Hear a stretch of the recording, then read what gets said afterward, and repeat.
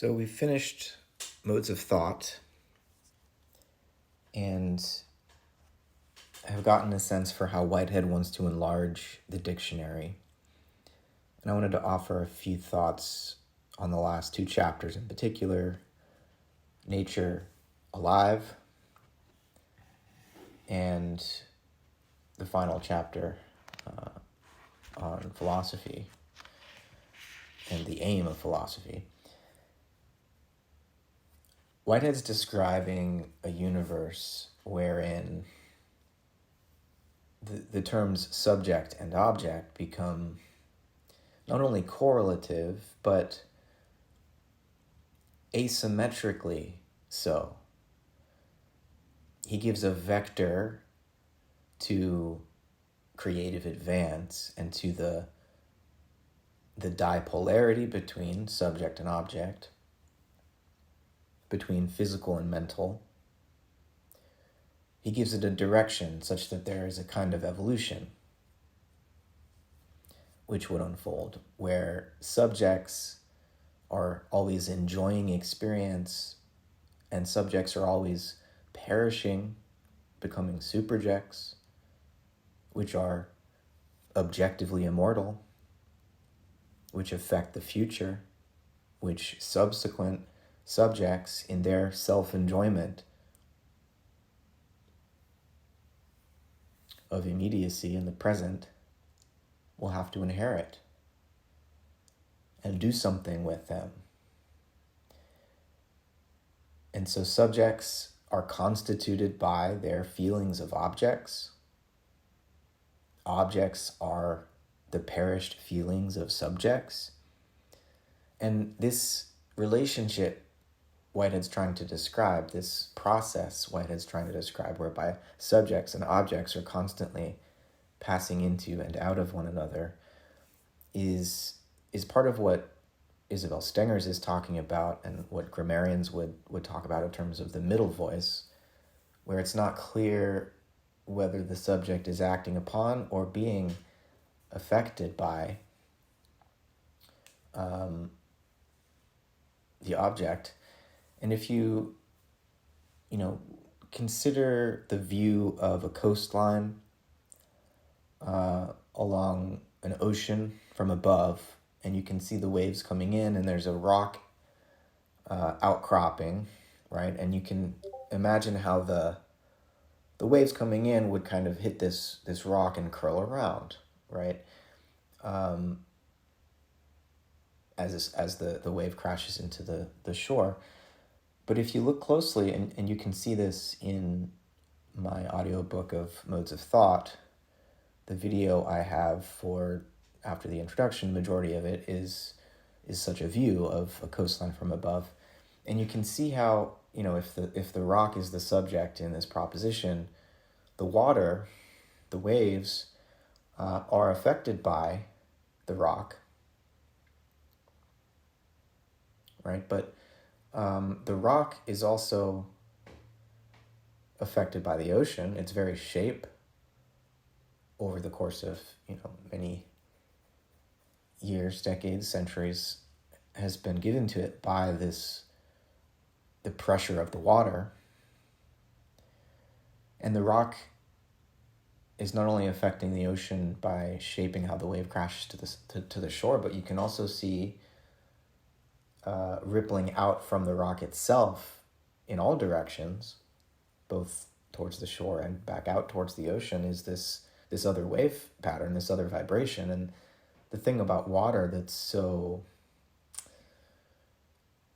alive is that, and which gives it its beauty and its complexity, is the way that waves can run over each other.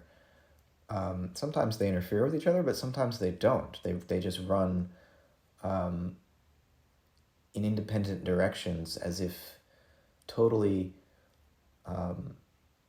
unaware of one another, right? So you have the waves coming into the shore, much longer wavelength, kind of slower rhythm, and then you have the waves, the vibrations moving out from the rock itself back into the ocean. And so ocean and rock and ocean are in this interplay existing in between one another, coexisting. And Whitehead's metaphysics is really trying to provide us with an adequate means of describing situations like this, right? Where what is the subject in one moment from one perspective becomes object in another moment from another perspective. And so rather than opposing two sides of reality and creating a kind of dualism as you get in so much modern philosophy, Whitehead's trying to think things together. He's trying to think togetherness. And it's a difficult task, right? Because we're so used to thinking things apart, because our sense perception of the world, through our eyes especially, our visual experience of the world, lacks bodily reference, right? It makes us, it lends itself to a kind of disembodied, outside in sort of view on the world, where what seems most primal, most raw at the base of our experience would just be sort of these colored patches in regions of space. And maybe if we have some memory that we want to add to our visual experience, we can detect the meaningful motion, but of those colored surfaces. But memory is not part of our visual experience, right? So we should probably leave that out if we're being fussily exact about it. And so if we only pay attention to the superficialities disclosed to our visual experience, and we ignore, because of its vagueness, the vector feelings of our bodily life, then we end up with a picture of nature that's rather abstract, but is clear and amenable to a kind of logical, deductive investigation, right? We've got our primitive notions in a sort of positivist philosophy of science, right, which would be sense data and the self-evident premises of logic. And from there we build up a world picture that would be indubitable. But, Whitehead's point is that our premises will never be entirely clear and fixed and finished. This would be like the fallacy of the perfect dictionary that he's trying to think beyond in the last chapter of Modes of Thought. Sometimes the world discloses propositions to us which we don't yet have words for. Sometimes our own thinking discloses a facet of experience for which we don't yet have the words to adequately describe to ourselves or convey to others. So how we begin to think the world back together again requires not just better ideas, but a more diplomatic method of composing perspectives with others. Because as human beings, right, we're bound up in language. Language and thought are not identical, but the language that we speak and that we write with certainly feeds back onto our thinking, shaping our thinking, luring it to pay attention to certain aspects of the world and to ignore other aspects of the world, right? All those aspects which are not easily translated into language, at least the alphabetic language that humans have mastered or been mastered by. So, to shift into chapter 8, Nature Alive, in particular, Whitehead's describing the way that modern physics, because of its obsession with visual feelings and logical deductions therefrom, leaves us with a sort of abstract conception of an activity of, right, energetic transmission, which it describes mathematically. It leaves us with an impression of this abstraction, though, of an activity in which nothing is affected, because there's no value in this picture of nature, right? There's no emotional purpose. There's no meaning. Nothing is being affected. It's just the playing out of formulas of succession for no reason. And, this sort of positivist conception doesn't even allow you to think causality in nature, and so ultimately leaves us unable to even do science, Whitehead points out. But this approach to the philosophy of science leaves us as philosophers with these two sort of false choices, either idealism, where nature is said to be a mere appearance and mind the sole reality, or materialism, where physics is said to be the sole reality and mind is dismissed as an epiphenomenon. Both of these, idealism and materialism, Whitehead finds inadequate, rooted in a faulty premise, right? Which is that that the experiential disclosure of nature comes primarily through the senses as outward-facing measures of external reality that we can internally represent. That whole picture is one Whitehead wants to explode. And he wants to think in terms that don't lead us into this false dichotomy between idealism and materialism. He wants to think a middle term in the middle voice, which you could call life.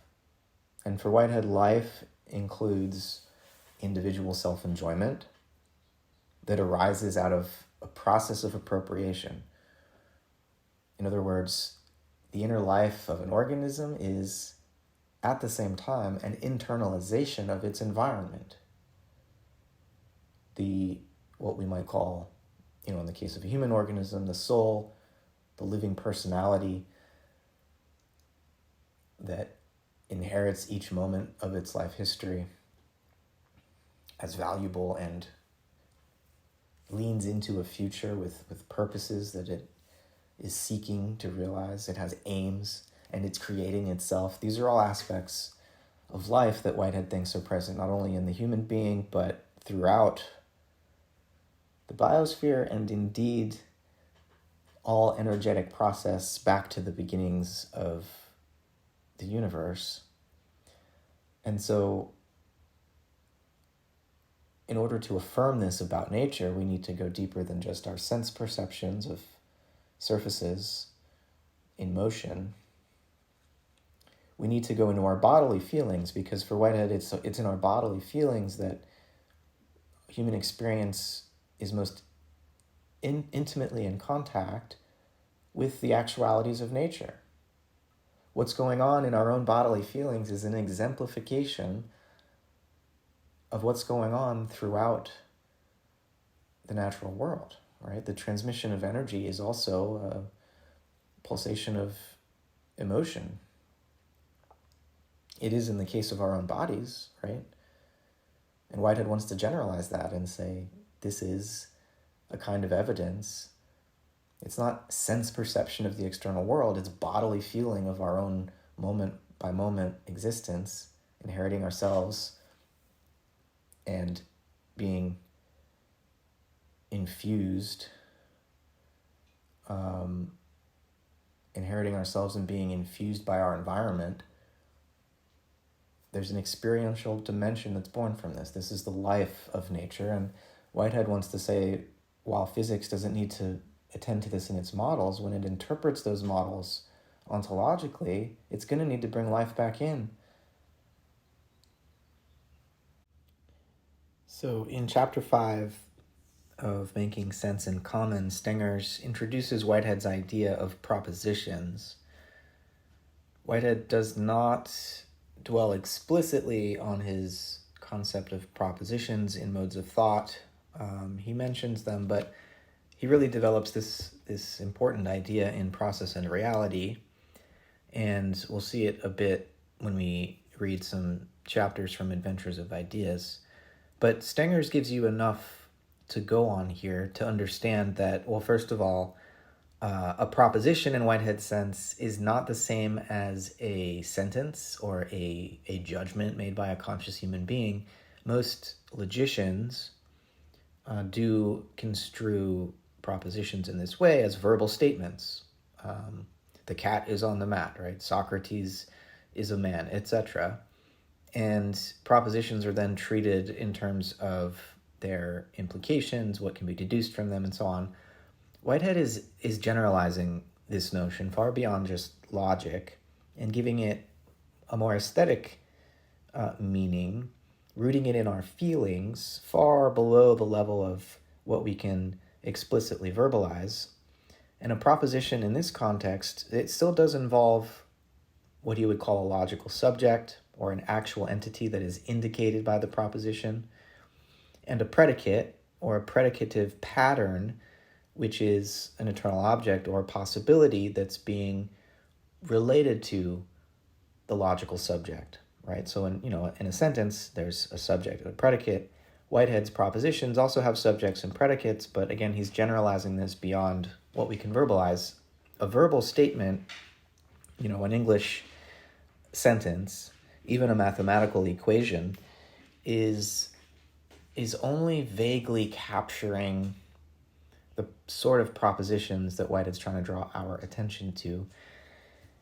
We can strive in our verbalizations to be as clear as we want, but the issue is, each proposition implies an entire environment in terms of which it makes sense. It implies a whole systematic context, stretching to the very edges of the universe, right? And so we can't ever be explicit about everything implied in a proposition.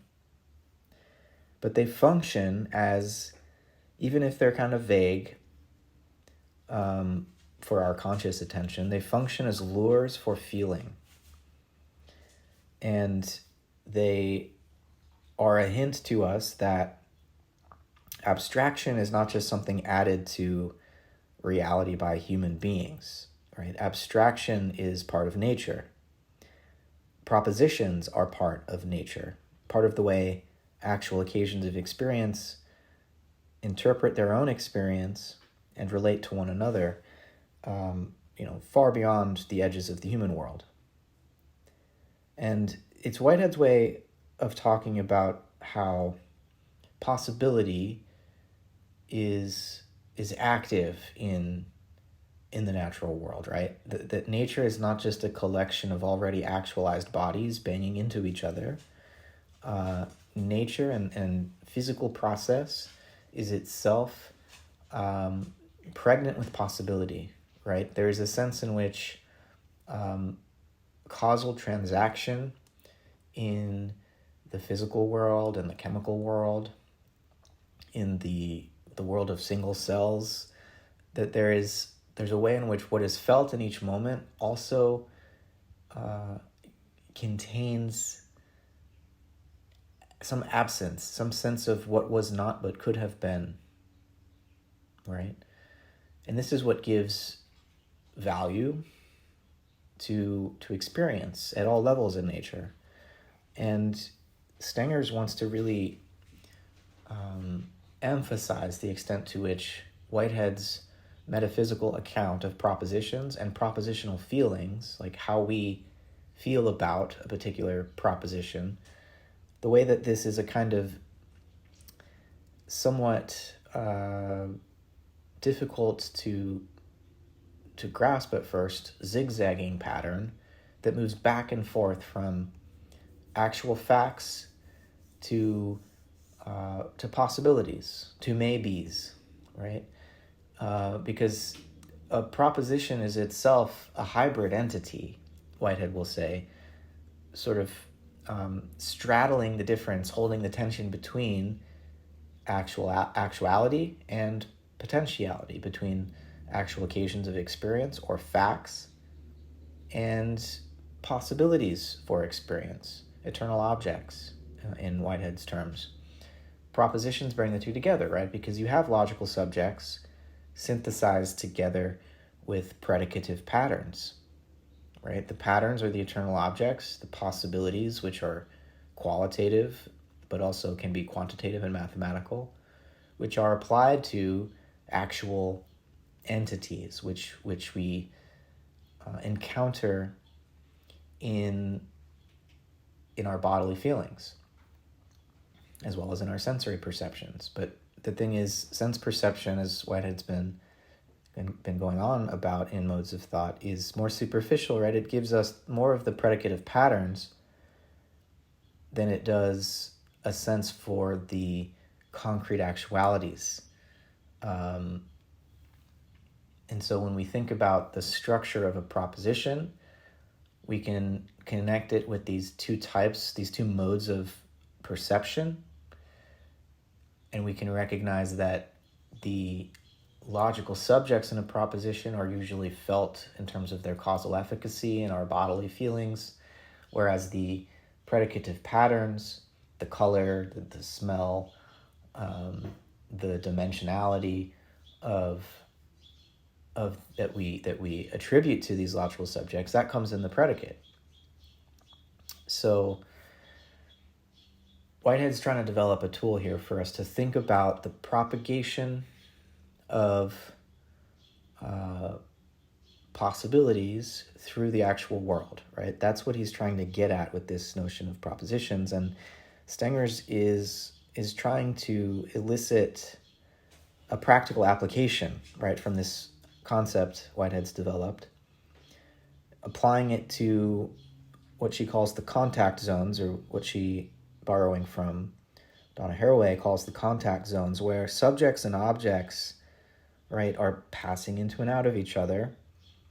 And if we are going to think in terms of sense perception, Stengers goes into taste and touch as examples, unlike vision, where we really do have to kind of put ourselves at risk of being metamorphosed or transformed by the entity we come into relationship with, right? We entertain certain propositions that, while we entertain them, change us such that we become capable of something new. But, to taste something, we have to put it in our mouth.